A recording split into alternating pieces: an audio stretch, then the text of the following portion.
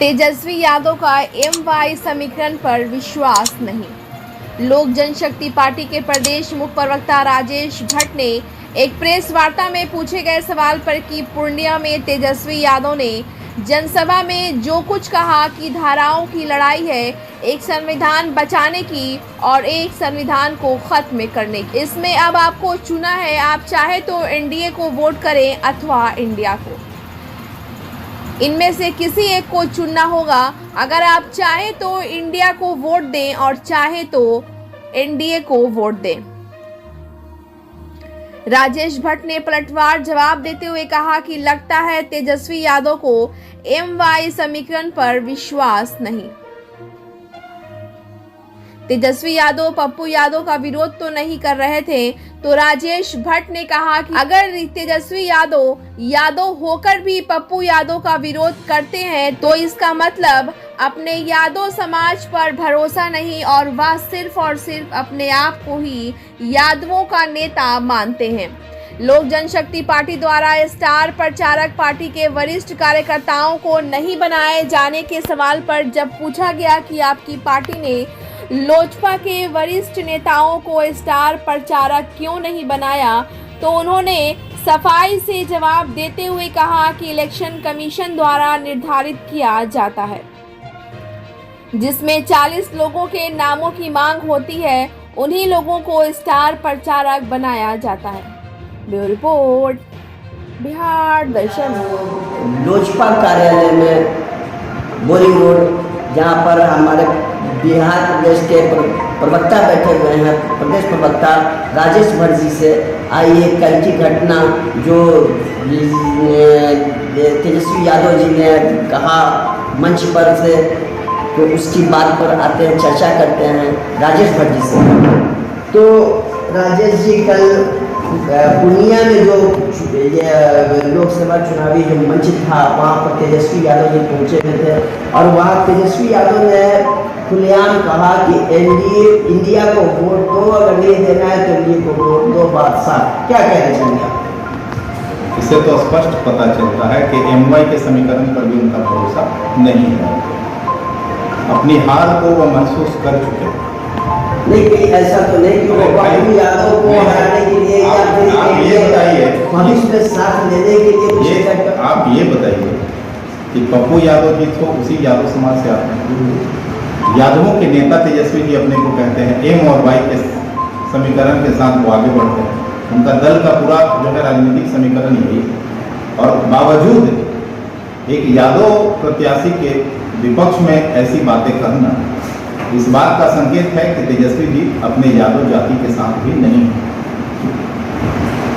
बिहार की यादव जाति को जब ये समझ लेना चाहिए कि ये परिवार से बाहर के लोग नहीं हैं, ये परिवार के सिर्फ हैं, परिवार की पार्टी है और परिवार का ही हित चाहती है।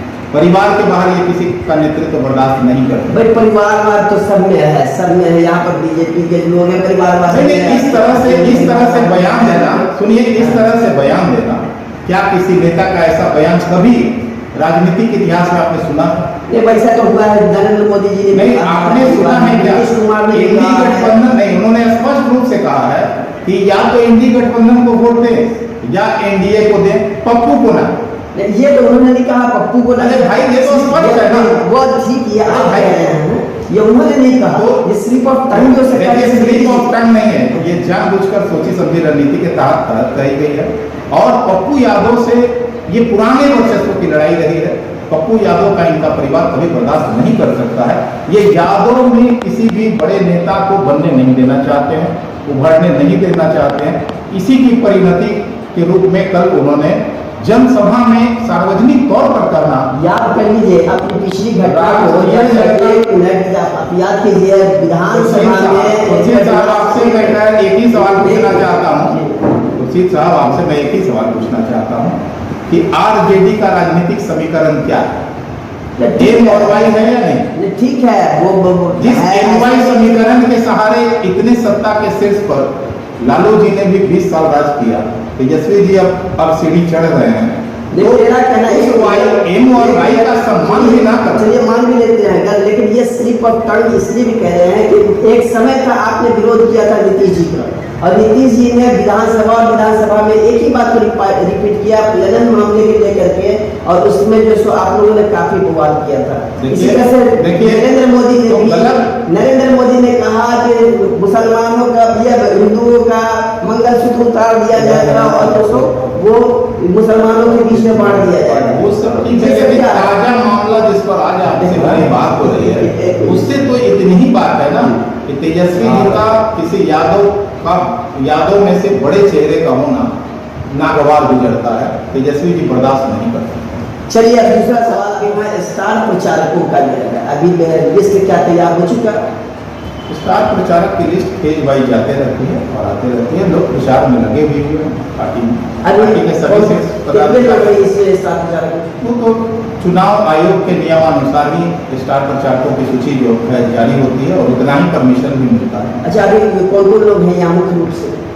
अभी हमारे पास नई सूची जो आई है वो हमारे पास उपलब्ध नहीं है, आते ही आपको सार्वजनिक किया जाएगा। तीसरे एक अंतिम सवाल, ये स्वर्गीय रामविलास पासवान सब अगर सही मानों में पूछा जाए तो वो लेके चलते थे सबका साथ सबका विकास करना चाहते थे, और यही कारण है कि आज सर्वमान्य नेता हैं बदल थे, और लेकिन उनके विपरीत उनके पुत्र हो गए। एक सीट काट दिया उन्होंने, जो 5 सीट में की थी एक अल्पसंख्यक के नाम पर थी, उसको काट करके इन्होंने सफाया कर दिया, और बल्कि उसकी जगह मान लिया ठीक है किसी को नहीं दिया किसी और को लाते, नए चेहरे को लाते, लेकिन जाना चाहिए था। एक दूसरी चीज़ क्या है कि पूरा जो है ये कहीं से भी मतलब सबने कुछ परसेंटेज लिया, भी जदयू ने एक अच्छे परसेंट, तो आरजेडी ने 8.5%, कांग्रेस ने 20% या 50% या 80%, आपने तो 1% भी नहीं दिया। सम्मान है क्या कि हमारे पास सीटों की संख्या बहुत कम है, 5 सीटों में 50 दावेदारों को उतारना संभव नहीं। भाई साहब कांग्रेस और 9 सीट, और हमारे जो पूर्व सांसद वहाँ थे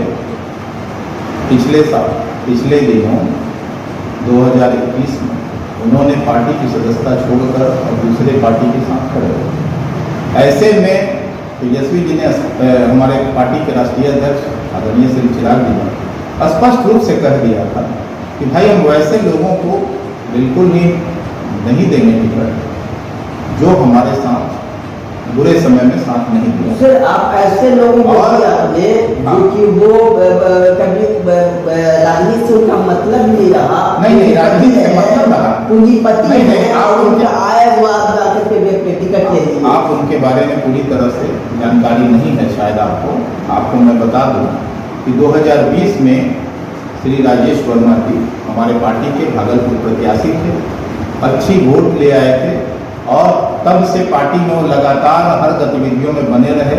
हमारे पार्टी के भागलपुर जिला अध्यक्ष का भी उन्होंने दायित्व का निर्वहन किया है।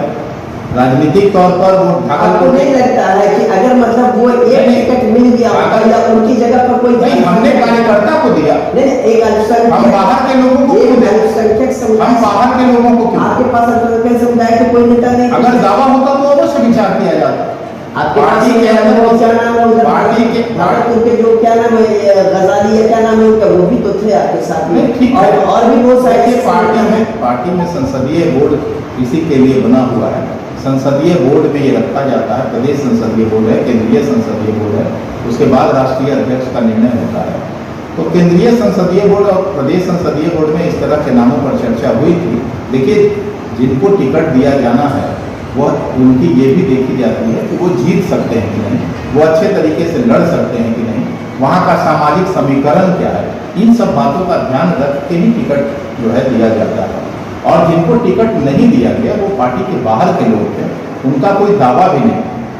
चलिए बहुत बहुत धन्यवाद राजेश जी, और ये बड़ी खूबसूरती के साथ बातों का जवाब देते हुए अपने आप को सीधा निकालते हुए बताया। चलिए कोई बात नहीं, धन्यवाद। मैं खुर्शीद बिहार दर्शन न्यूज से, इसी के साथ आप हमारे चैनल को लाइक और सब्सक्राइब कीजिए।